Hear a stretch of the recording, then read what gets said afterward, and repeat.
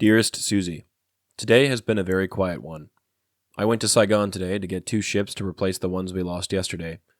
So I have nothing to report except that I love you. We didn't even get any mail today. I got this map from Stars and Stripes. I thought you might like to keep up with what's going on over here. Do you know where Sandy is over here? I asked about him in Saigon today, but I couldn't find anything out. I will close for today. Sending all my love.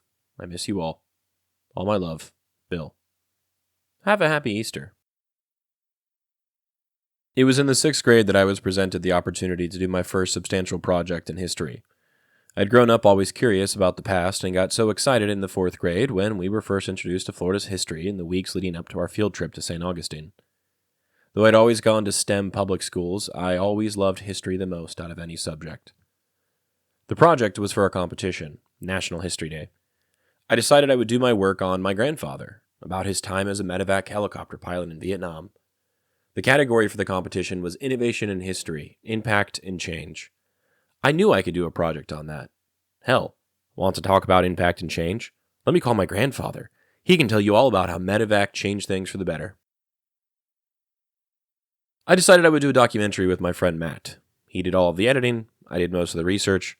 I used a flight log that he kept while overseas and even managed to get an interview with the man himself. It was short, succinct. My grandfather offered little insight, and I was not yet a skilled interviewer. We spoke over the phone during one of his smokes, and after multiple one-word answers, I figured I had gotten enough material for the movie. We placed 2nd at regionals and somewhere lower at states. My middle school history teacher still remembers me because I did that project. I can't help but wonder, after about a decade and a half after I had those conversations with him, what sort of things did his mind jump to when I asked him about Vietnam? What did he think a 12-year-old wanted to hear? He didn't tell any heroic war stories. Popi mentioned Stars and Stripes in this letter, which is a daily newspaper that has been published for and by members of the United States Armed Forces since the Civil War.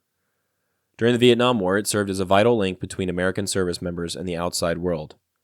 Unlike military propaganda or internal memos, Stars and Stripes operated with editorial independence, often covering the war with a candor that surprised both readers and military leadership.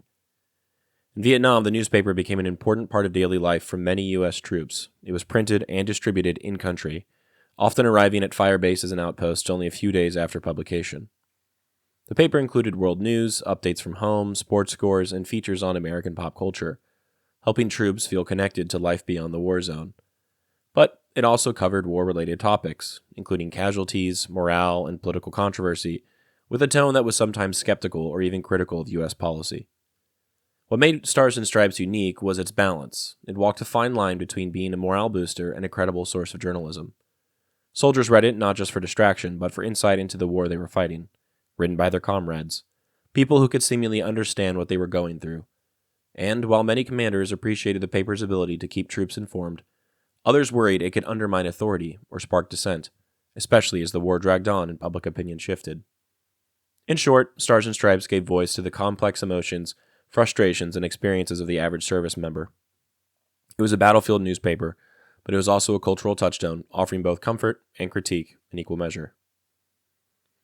The photo I chose for today depicts a map that he had hung up on the wall in his office. It is from National Geographic and not Stars and Stripes.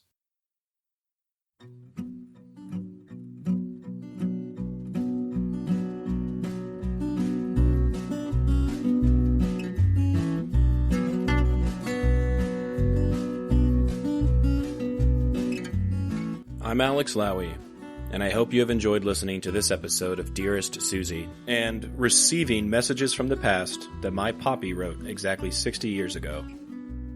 I sincerely appreciate your time and interest. Please consider following the podcast on your preferred platform, and if you're enjoying it, I kindly ask that you take the time to rate the show and leave a review. Also, please follow the project on YouTube, X, and Instagram. All likes, comments, shares, and reviews will help grow the reach of this story. The links for these things should be in the description of this episode. Please feel free to email me at dearestsuziepodcast@gmail.com if you have anything you'd like to say. I'd love to chat or to hear about your stories as well. Thank you for listening, and God bless.